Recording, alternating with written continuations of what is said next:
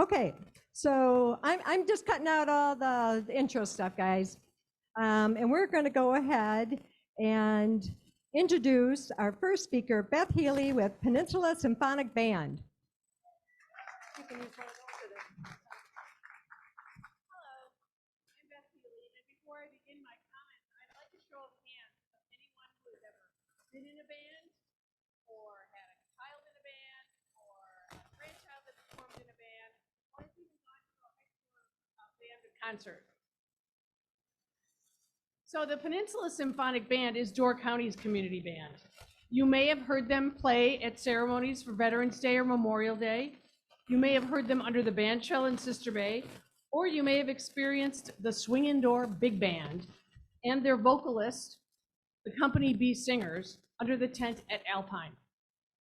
The band is very inclusive. It is made up of 72 musicians from throughout the county, teachers, retirees, former music professionals, high school students, college students, a veterinarian, a minister, a jeweler, business owners, and even a police officer. They are all volunteers who share the joy of playing and performing as an ensemble. The Peninsula Symphonic Band is truly nonprofit. The band members pay dues to offset the cost of acquiring new music and to cover the small stipend the director receives. Any monies raised from donations or paid performances go to acquiring music or acquiring equipment or funding band camp scholarships for middle and high school kids throughout Door County schools.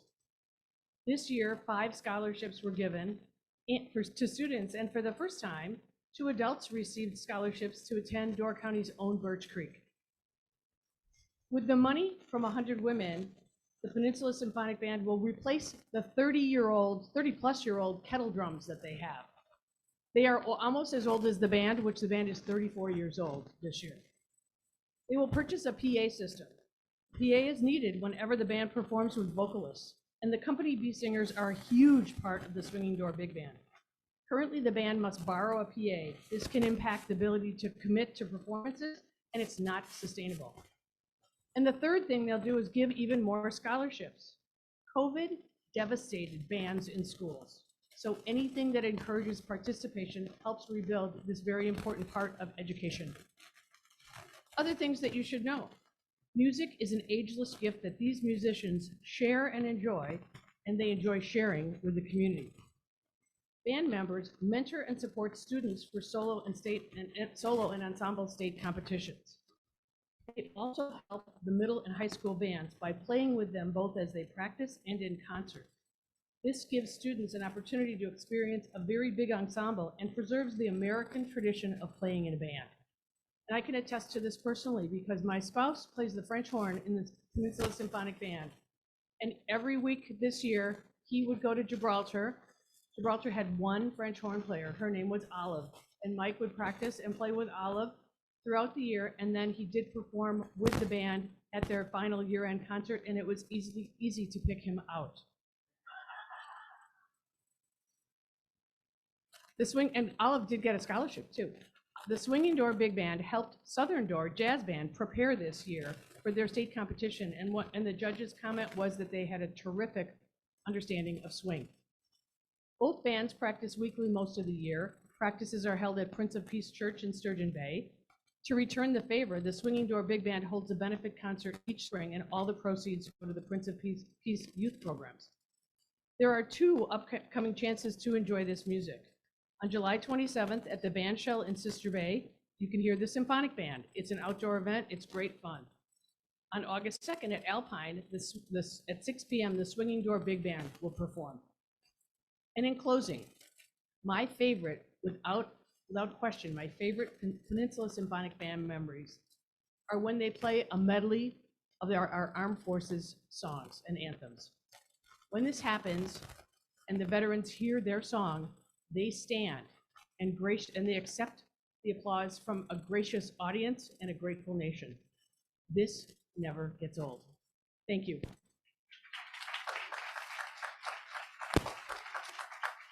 Thank you, Beth. So please welcome Jason Palmer, who is the music director of the Peninsula Symphonic Band. Welcome, Jason. Thank you. For those of you that have been to a So- performance, you probably don't recognize me unless I.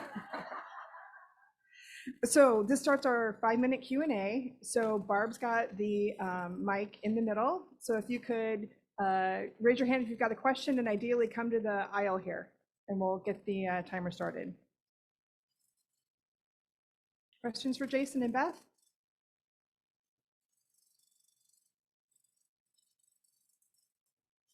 Come on, make them work for the money. Come on, you guys. Marilyn.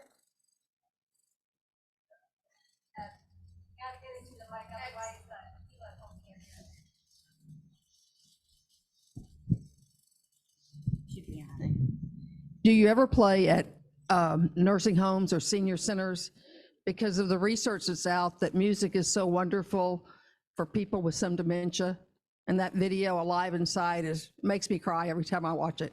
It would be a Thanks. good adjunct for us to get into on a small level, like, small groups.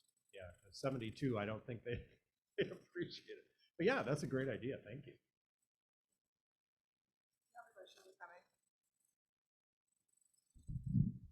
Jason, are you always looking for new members?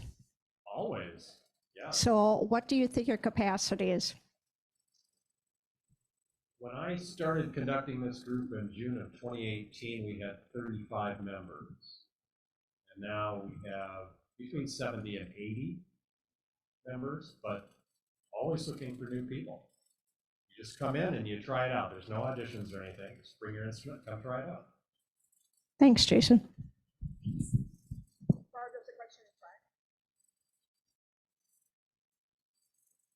How many times a year do you play? Between the symphonic band and the swing and door big band, between 10 and 12 times a year.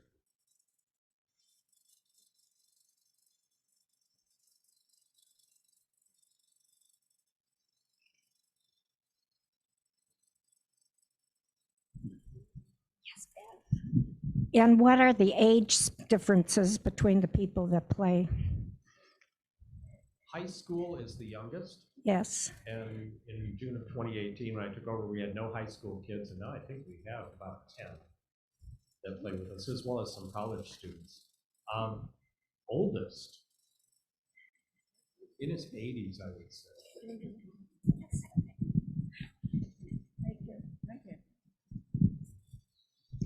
Hi. Are you able to hire? Can a company hire you, hire the band? It's an interesting question. When we play at the Alpine, the swing and door big band is paid, but none of the musicians are paid. They're all volunteers. So that goes into the scholarship fund that Beth was alluding to. The symphonic band did play ahead of the Egg Harbor fireworks at the Alpine this year, and they donated $1,000 to us. One more. What do you think the impact of having this kind of a symphonic band and a swing band has on the community at large? I think it has a tremendous impact on individuals, because music is a lifelong endeavor, as you know, Kathy. And the reception that we get out and around, because we play up and down the peninsula, the reception we get is so positive. It's a great impact. And as Beth was pointing out, and Veterans Day, that's really a highlight.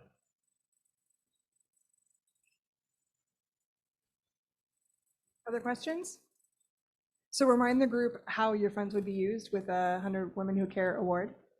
We need to replace 30-year-old timpani. You'd think they would never wear out, but boy, those things get beat. Yeah, kettle drums, timpani. And also sound system for the swinging door big band, so we have a little more flexibility in our scheduling. Okay, 30 seconds left. Any other questions? Okay, thank you. Thank you. Okay, so next up is the Newport Wilderness Society, and here to present is Julia Keeper. Welcome, Julia. Hi, everyone. My name is Julia Kepper, and I'm honored to be here tonight on behalf of the Newport Wilderness Society. I don't have to tell you how lucky we all are to be surrounded by the diverse natural beauty that is Door County. We have 5 state parks, the most of any county in Wisconsin, and each one of these parks is very different from the other, but they're collective. Oh, really? I'm sorry. Okay. Okay. Okay, is that better?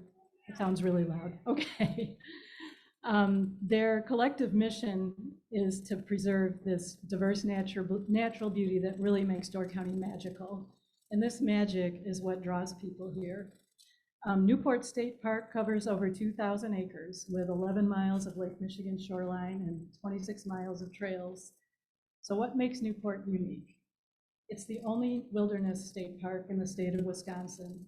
This means that infrastructure is kept to a minimum. No RV camping here, just backpacking. The goal is to preserve the true wilderness that is so rare in our world today. Newport is the only designated international dark sky state park in Wisconsin. The requirements for this designation are rigorous, and with a lot of hard work by the park staff, it was achieved in 2017, and it's been maintained and renewed every year. This is a big deal.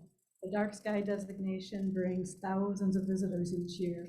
Dark sky viewing events are held throughout the season, and a partnership with UW-Madison allows for Universe in the Park nights, where students do presentations and telescope viewing on the beach. For many, this is their first time experiencing the Milky Way, or a shooting star, or even a constellation.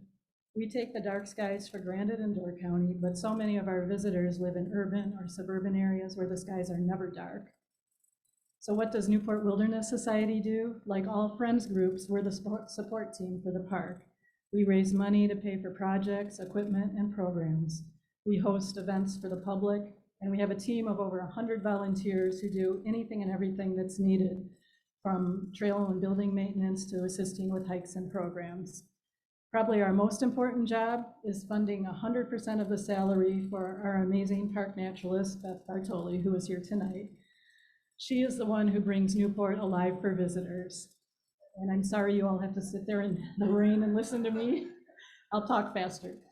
Newport is not a drive-by park. You need to get out of the car to experience all there is to offer. Luckily, the hiking trails at Newport are some of the best in Door County. They truly allow you to experience all the diverse landscapes that make up our park. We want this to be accessible to everyone. That's why we're here tonight. The Fern Trail is 1.2 miles long and winds through forest and a wetlands fern grotto and ends along the sandy Lake Michigan beach. It was designed to be wheelchair accessible with a ground level boardwalk over the wetland portions. In 2011, 7 interpretive displays that are accessible to visual and hearing impaired visitors were installed. The goal of this trail is to provide the opportunity for everyone to experience a barrier-free walk in the woods. Unfortunately, with shifting water levels and seasonal flooding, a significant stretch of the trail is underwater from April through June, making it impassable. So in 2019, the Wilderness Society Board decided to tackle the rebuilding of the boardwalk and bring the trail into ADA compliance. Jean Kenny, who is here tonight to answer your questions, along with a few others, spearheaded this effort. It started with research. Jean spent countless hours slogging through the mud in waders, taking measurements to determine how long and how high the boardwalk needed to be to avoid the floodwaters. Water depths reached up to 21 inches. The Wisconsin DNR Engineering Department and an independent engineering firm were consulted to design the actual structure. 1,800 feet long, 22 to 24 inches high, and 6 feet wide. A Knowles Nelson grant was applied for and received to get the project started. Donations were solicited and work began in November of 2021 when an all-volunteer crew removed the old boardwalk. The first 600 feet of the trail of the new boardwalk was completed last fall. Work began on the remaining 1,200 feet on July 8th. Finish is anticipated by fall of this year. All of the work is being done by volunteers. The total cost of this restoration is $250,000. About 75% of the funds have been raised. Any money raised tonight will go towards completion of this important project. I'll close with a quick story Gene told me. He and his wife, Helen, were doing some work on the Fern Trail in June and saw a family with 2 children in wheelchairs attempting to navigate the trail. The parents were dragging the wheelchairs backwards, struggling to get through the mud. This is why we're doing this project. Thank you. Thank you, Julia. And so here to field our questions is Gene Kenny, who's the board member, and also Beth, I think, is his backup virtually. So, oh, did I say that backwards, maybe? Yeah. Thank you very much. Thanks for considering this project. It's been a great project so far. As Julia. Okay, sounds good.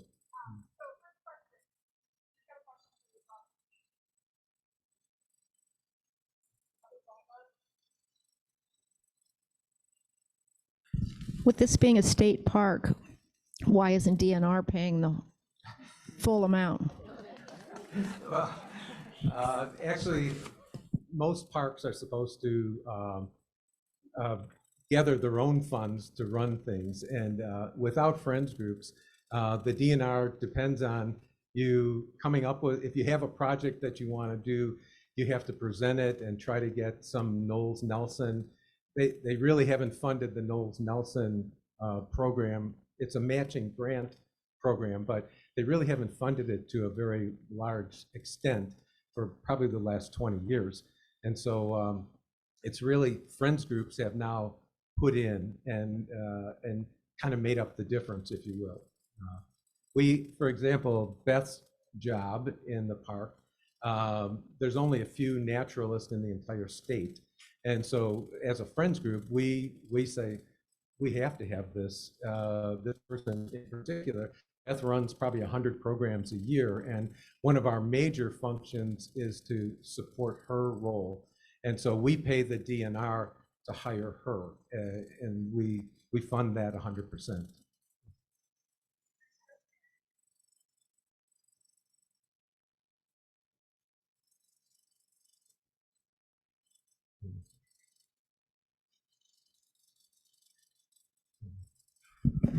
Let me tell you, Beth is wonderful. I went on 1 million of her hikes the other year, and I hope to I was out there today in Newport, and it was amazing. I really loved it. Why are you, so you just have backpacks in and out, but you said you're the only park? Only wilderness park in the state.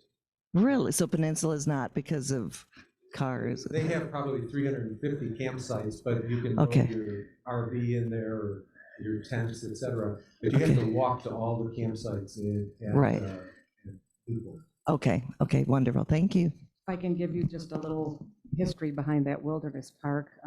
When we were designated in 1964 as a park, it was supposed to be a park like Peninsula, traditional camping, buildings, concessions, the whole bit.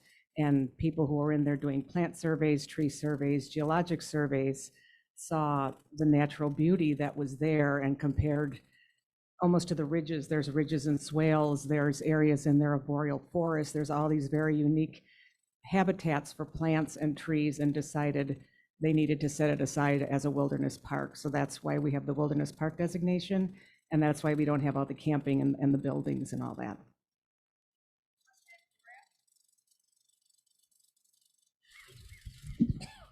What is your annual budget, and where do you receive most of your revenue from within a year?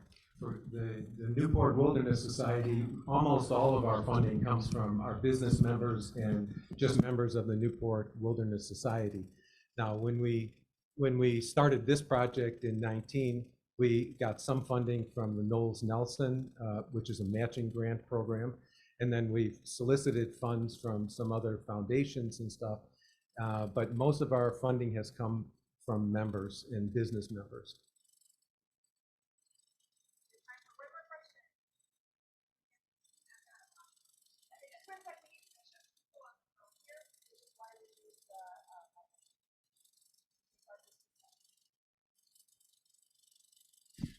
I'm just curious if you're able to document any attendance increase since the designation? Have you seen it grow? The dark sky Yeah, designation? yeah. Most definitely.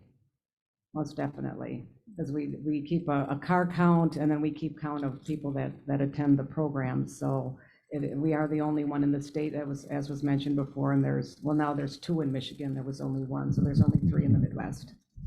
And during the pandemic, I think we had almost 250,000 extra cars and visitors that were estimated that went through the park. So.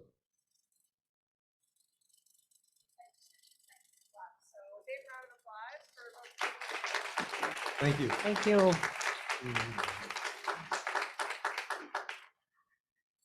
The 5 minutes goes really fast.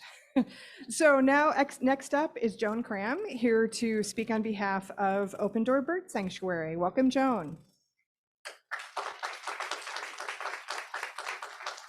Good evening, ladies. Tonight I'm excited to present the Open Door Bird Sanctuary.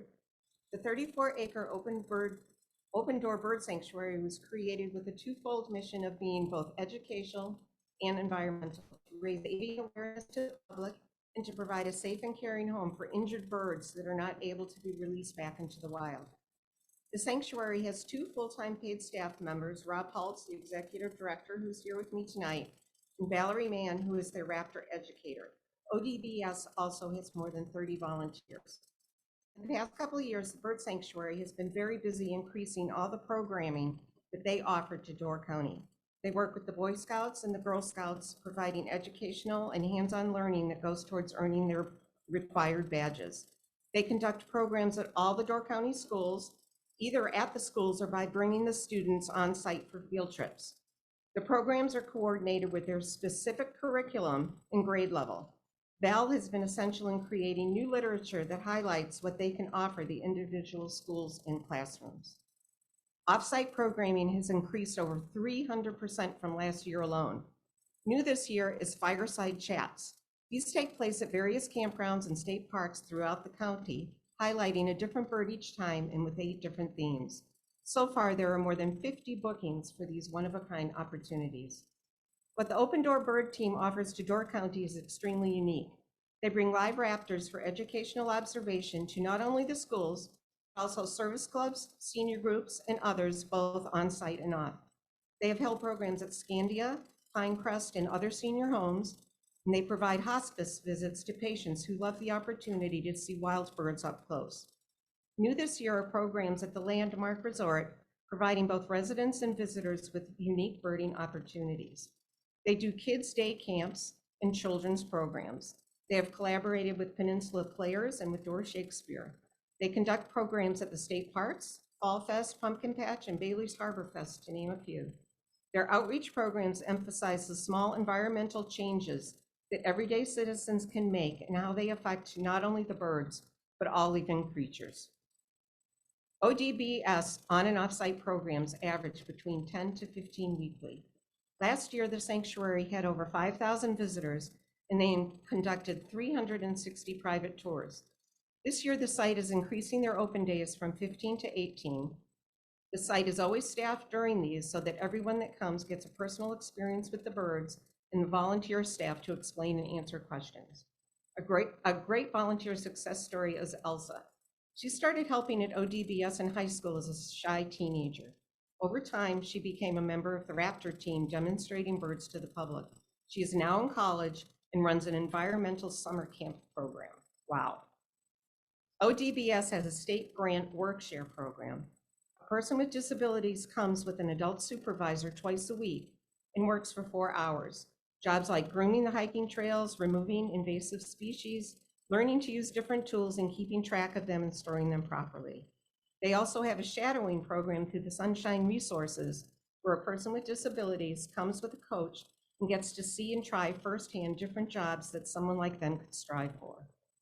Currently, the sanctuary has 19 birds, including their newest resident, Oslo, a snowy owl from Minnesota who suffered a wing and eye injury. Open Door Bird Sanctuary does not get money from governmental agencies or other national sources. They rely on contributions from local donors, members who join the sanctuary, grant writing, and the small amounts they charge for on and off-site programs. As of right now, the overhead budget to run the sanctuary is approximately $158,000 a year. This covers food for the birds, veterinarian bills, and basic operations like required insurance, phone, electricity, general maintenance, advertising, and staff salaries. The Open Door takes pride in the fact that they work hard to generate a significant portion of these operating costs. Open Door Bird Sanctuary is in desperate need of a new van for transporting birds and workers to all of their educational programs and to Green Bay for veterinarian visits. The van they own now is 16 years old and very unreliable. Any money awarded tonight would go towards providing a safe and reliable vehicle. As Rob told me, it's not a sexy request, but one that is much needed and would be much appreciated. Thank you. Thank you, Joan. So here to field questions is Executive Director Rob Holtz. Welcome, Rob. Hello. So who has the first question for Rob? Sweet. Don't let him off the hook. I think the rain has dampened all of us, literally. Here, Jackie. We were at your sanctuary with our grandkids over the winter, and you guys did an excellent job in education. I'm wondering what percentage of your education time is spent on the programming with, under 18-year-olds versus adults? I'll put that on the clock. So percentage-wise, when we log visitors to the sanctuary, we're about 1/3 kids, 17 and under, and about 2/3 adults. When we do outreach programs, the lion's share of what we do is for kids programming, schools, scouting, things like that. When we're out in the public, when we get invited to community festivals and things like that, it's really whoever's there.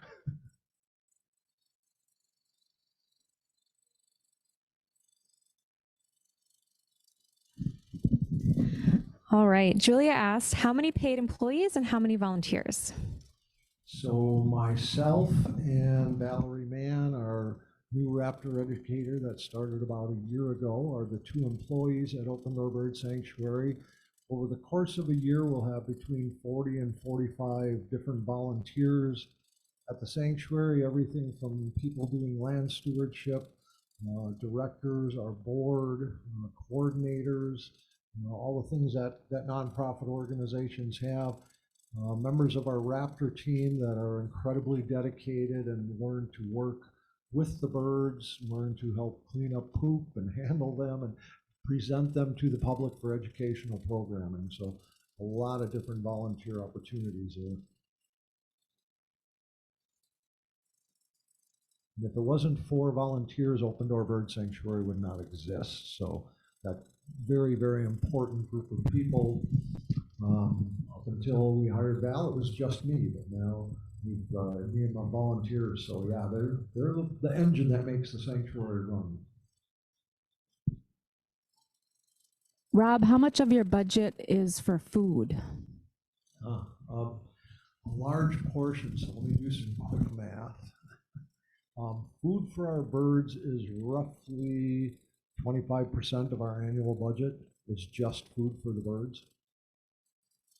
Keeping them fed when the pandemic hit and all the crazy things that are happening in the world with the war in Ukraine and all that, it's amazing, when we see lumber prices and all that skyrocket. Well, unbelievably, the food that we purchase for our birds skyrocketed as well. In a year's time, the cost doubled.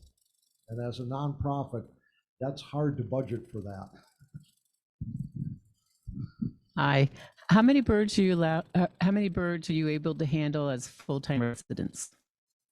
So right now, we currently have 19, everything from an adorable little screech owl about this tall to a bald eagle and a golden eagle. As far as right now, we have housing. We could probably have another 4, 5, 6 birds at the sanctuary. Ladies, don't take offense at this, but we're always very careful that we don't become crazy cat ladies.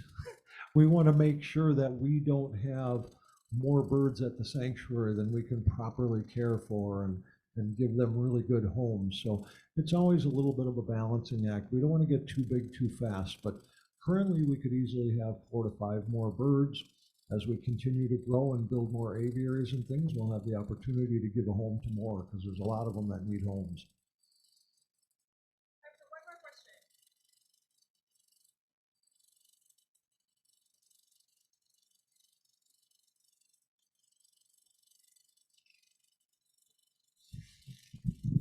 What's the criteria for having a bird come to your sanctuary? And secondly, do they come from all over the US or further than that? So, yeah, cool question. So when a bird, we're not in the business of collecting birds. The birds that come to our sanctuary are all birds that started their life out in the wild. They got injured somehow. They were rescued by a good Samaritan and taken to a rehabilitation center.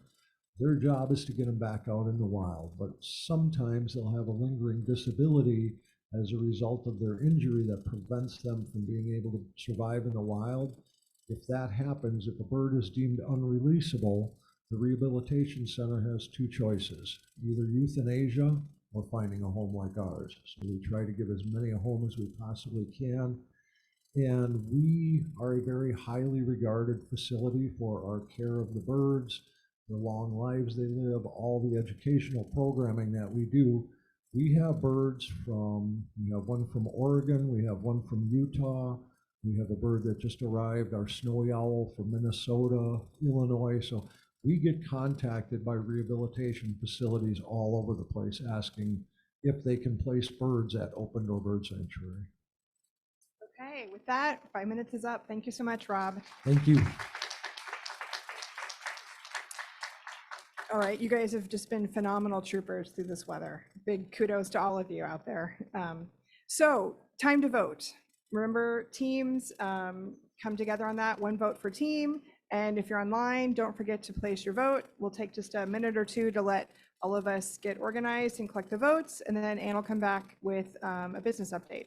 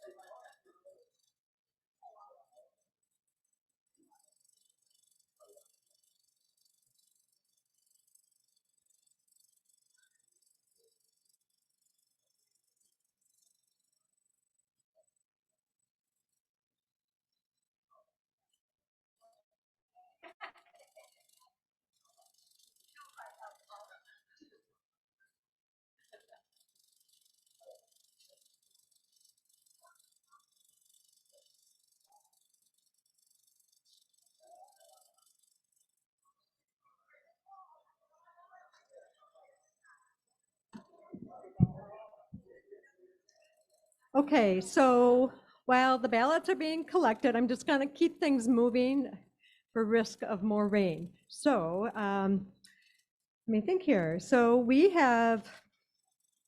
awarded after tonight $461,000 to 53 nonprofits. Well done, everybody. That's awesome. And that includes the Richard M. Schultz Family Foundation matching grant that was most recently approved for the Boys and Girls Club of Door County. Shout out to Christine, I'm probably going to say it wrong, says Franiak for that nomination, and Terry Esposito for presenting that. We have, well, I think when I left my last left my computer, we have 389 members. So that's awesome. And well, I'm not going to make you all stand. Maybe raise your hand if you're new or here for the first time in person. Because woohoo! All right, thank you.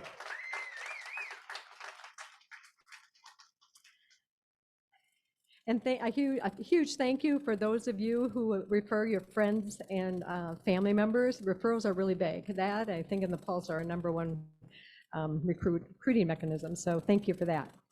So just a shout out for our website, lots of good information there. Please remember my favorite buttons on the homepage: join, nominate, and donate. So those are wonderful. And I'm going to turn this over to Susie.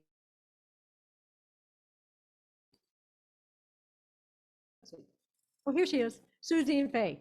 Thank you for so. We're stuck to the chair. Yeah. Go figure. We're wet. I'm Faye Germain. And I'm Susie Cotter. And first off, I just want to thank everybody who stayed out here through all of this. It was kind of a joy to watch from behind. Umbrellas up, umbrellas down, umbrellas up, umbrellas down. So good job. Together, we are happy to co-chair a fabulous social leadership team. We gather together and put our heads together to come up with some social events to do outside of our meetings. Faye's going to tell you about those. Our team is very aware that many of you have told us that in addition to joining 100 Women Who Care so that we can contribute and help some of the organizations that are already up here, we didn't have to create an organization to do that, but you also joined so that you can meet new people, foster friendships, new and old. So our team came up with some small group activities that we hope that will interest you. So in those small groups, we can foster friendships. We didn't have any sign-up sheets tonight. With the rain, I'm really glad we didn't. I think we wouldn't be able to read anything. But so on August 15th, we have an event at the Northern Sky Theater, in the indoor theater. And we chose a Tuesday evening because they have a food truck that night. And so in keeping with a chance to socialize and hang out with fellow 100 Women meeting, we thought that would be great. On August 30th, we are going to go down to the Green Bay Botanical Garden with a tour. And some of you garden people that I've met tonight that are master gardeners, I think that's really special. You might be able to lead the event or at least tell us some things in Latin probably. And we'll go out for lunch afterwards. And then for our larger activity, on Tuesday, September 5th, we're going to do another boat tour. We did that 2 years ago. It was highly successful and very fun. So we're going to be doing that. And then later in fall, we're planning a wine tasting event, apple picking an outing for apple picking, and we're going to work on some other fun things to do along with that. And we're organizing a paint and sip. So with these events, we encourage you to make sure you read your emails from Ann. Check the website because all this information will be on the website that Ann talks about, how you can just click, click, click, and you'll find our events. And we do have a Facebook page. And finally, be sure and save the date and mark your calendars for Saturday, December 2nd. We are going to have our holiday social and Warm Hands, Warm Hearts event. This year, we'll be doing a luncheon gathering. We found that nighttime gets a little dicey, weather gets dicey, and it maybe detours people away from coming. So we're in the planning stages, but we are sure that this is going to be an event you don't want to miss. So again, please watch and read all details, your letters to the end, and we'll be reaching out to our Boys and Girls Club and the After School Club of the YMCA group to see what their needs are this year. And we'll have that probably all confirmed at our next meeting as well. So be sure and check for those things. We'd love to have good crowds. And I just want to say shout out to a happy birthday. Not only is it our 5th happy birthday anniversary, but there are a couple people in the crowd that have birthdays. I know them. So happy birthday, girls. Thanks for coming out on a rainy night. What else would you do on your birthday? Okay. So with that, I would like to introduce Rebecca Nicholson from the Door County Partnership for Children and Families.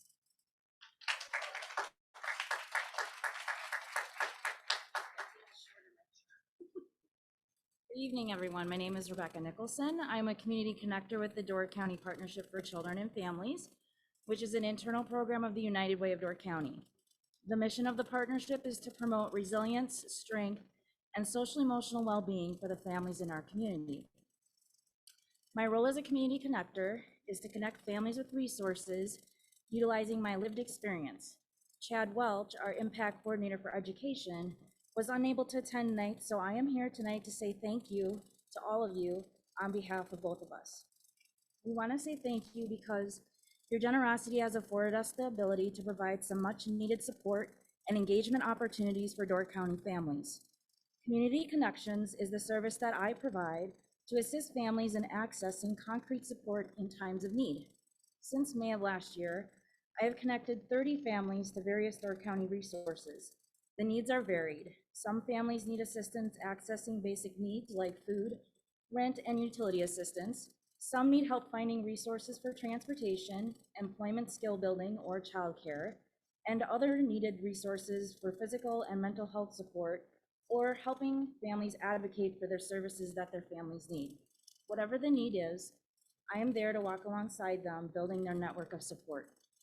I also filled 328 requests for diapers and wipes. When I get a request, I purchase the items needed through some funding that we have procured and deliver the items to their porch. I also make sure the family doesn't need any other support. Through some additional inquiry, I was able to identify and connect several of those families to other short-term and ongoing supports. I have received many thanks from the families that I serve. One Sturgeon Bay mom reached out and said, "Hi, we just wanted to thank you again for helping us. Things have been tough and it's hard to get caught up, back on track, and afford everyday essentials.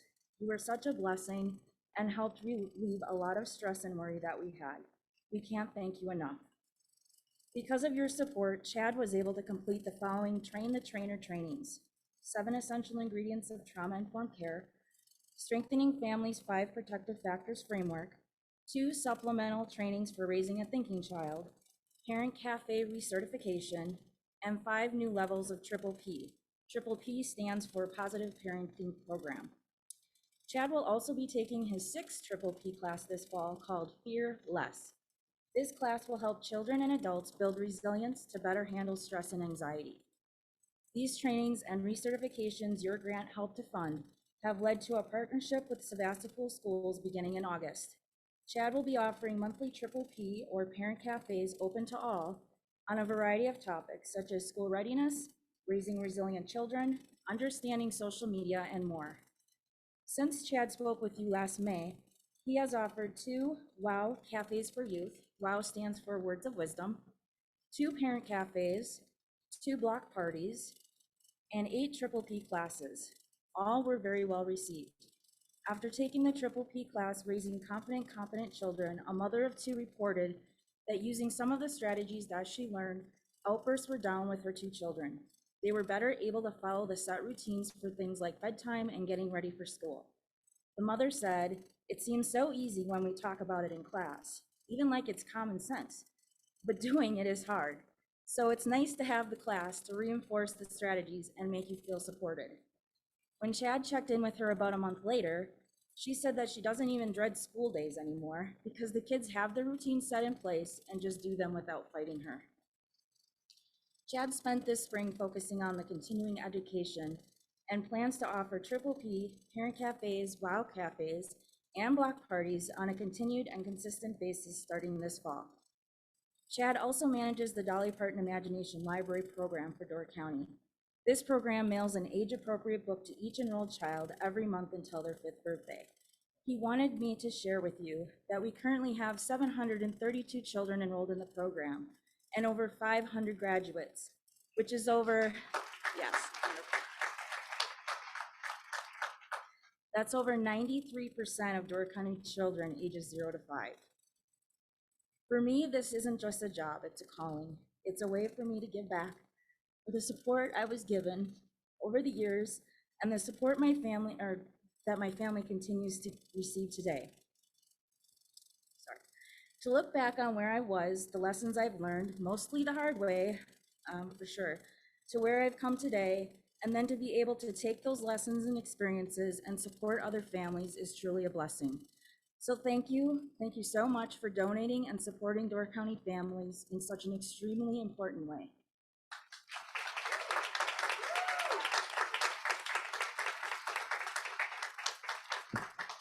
Thank you very much, Rebecca. And also thank you because you're filling in for Chad Welch, who's on vacation, and you're going to have to report back that you even sat through the rain for him. So a big thank you for coming.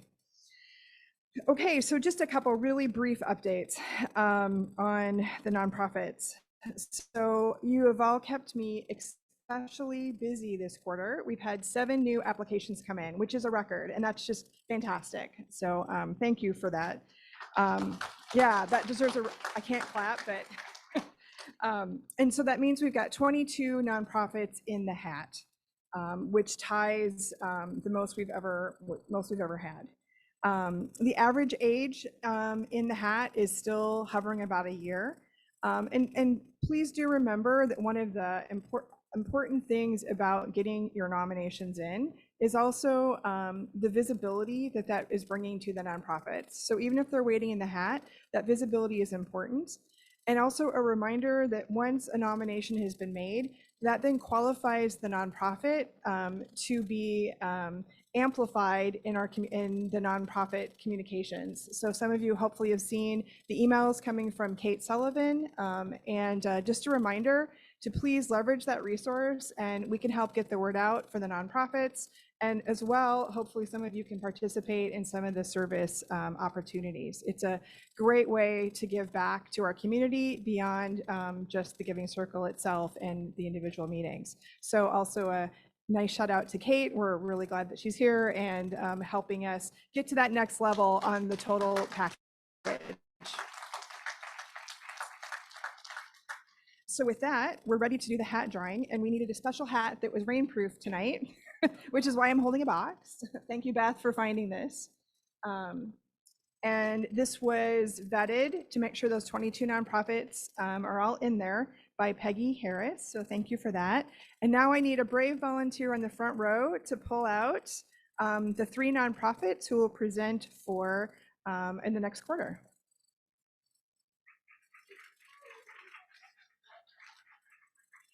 Okay.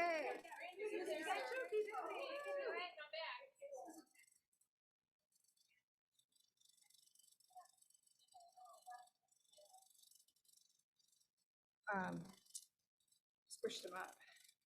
Oh, Little Eddie Big Cup is the first one. Okay, Susie, you want to grab the second one?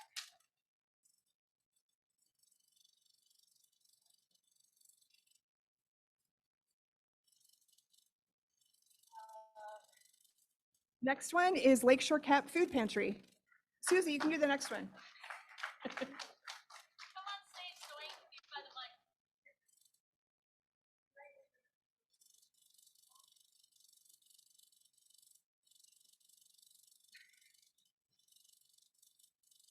Sunshine Resources.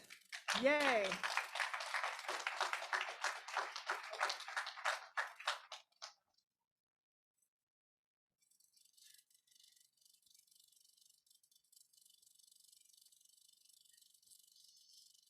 Okay, the next exciting thing, I have the blue Post-it note. And the main prize this evening, a main award, is going to the Open Doored Bird Sanctuary. Congratulations.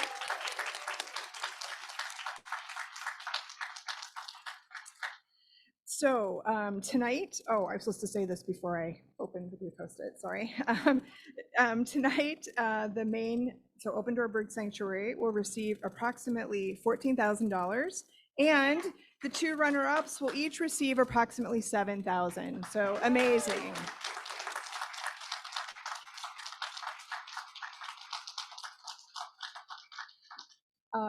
So please remember, this is a big one, that we can't pay the nonprofits their award money until all of you have turned in your checks and so forth. So please, a reminder to get those in quickly. The quicker you get all that done, the quicker we can actually get the money in the hands of the lovely folks on stage here.